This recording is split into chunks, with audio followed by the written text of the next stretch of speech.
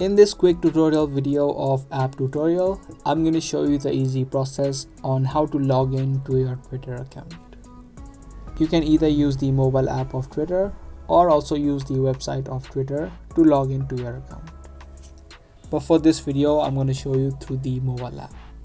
First of all, download the Twitter app onto your device. And once the app has been downloaded, you can open it up and you will see this interface. This is a section of creating your account. To log in, you'll see an option of login on the bottom. Just tap on the login button and you'll need to start off by typing in either your phone number, your email address or your username. So you can choose one of these options from the three. Once you type in either your phone number, email address or your username, you can tap on the next on the bottom right.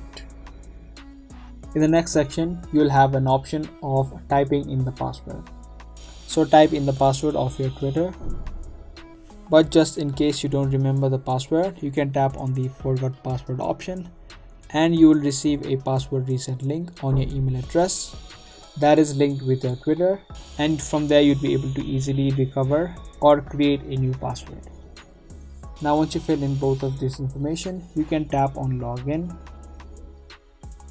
And if you do not have the two-factor authentication turned on, you will be immediately logged into your account.